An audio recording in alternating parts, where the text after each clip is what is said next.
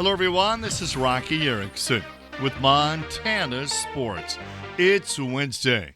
It's time for the Frontier Conference Update. Today, a visit with the Commissioner, Dr. Scott Crawford. The Frontier Conference Update is sponsored each week by the Montana Army National Guard. What a weekend it was in Dickinson, North Dakota. Dickinson was the site of the Frontier Conference softball and baseball tournaments, as well as the conference track meet. Dr. Crawford tells us how Dickinson State University pulled it all off. Well, I'm going to give a lot of praise and kudos to Pete Stanton and his crew. They ran, 3 consecutive events. We started off with baseball and softball on Thursday, finished up all of those, plus outdoor track and field on Sunday. A few hiccups here and there, but they ordered about as good a weather as you could order, and just great events in general, and love to recap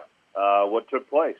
The host team, Dickinson State, won the Frontier Conference softball title. They went a perfect 4-0. They head to the NAIA tournament with a 24-game win streak and 40-12 overall. I asked Dr. Crawford, what was the atmosphere in Dickinson with Dickinson State winning the conference title? Well, they were obviously very excited. To get to win on your home field is obviously something very special. But I want to take a back step real quick and just that facility, Rocky, that they have there, the Sanford Health Complex. We're talking 4 turf fields. We're talking light.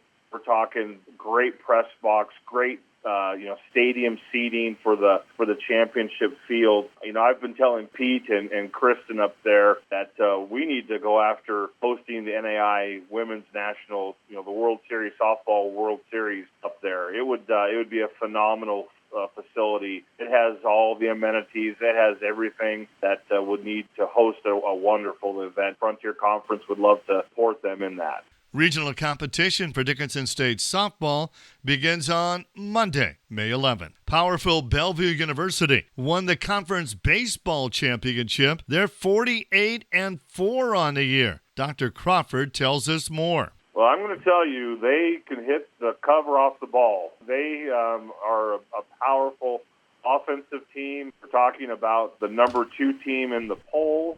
We're talking about the number 1 team in the RPI. We're talking about the number 1 team in the West Art. We're talking about the number 1 team in the boat chip, which is one of the key metrics, and the number 4 in the Massey. They're a top 5 in every category, and they're impressive. Bad pun here, but they're loaded for bear. The Bruins are loaded for bear. They are an impressive team for sure. Bellevue will host a round of the NAIA Regionals that begins on Monday. They're 48-4 on the season.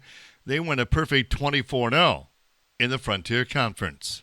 Let's not forget the conference championship in track and field also took place in Dickinson last weekend. Well, I just want to highlight our winners. So we had the Montana Tech men. They won literally on the last event in that last relay, claimed the men's title. And on the women's side, Alex Glover and his Dakota State Trojans won the women's title. And we went into this meet with the record book from the last 5 years of the Frontier. And in talking with coaches and with Pete Stanton, who's obviously a longtime track guy there at Dickinson State along with football, he said pretty much about 75% of those records went down on Saturday and Sunday. So super excited about the future of Frontier track and field. Over 1,000 student-athletes competed in Frontier Conference Championships in Dickinson last weekend, and Dr. Crawford says they plan to host all 3 again in Dickinson next spring.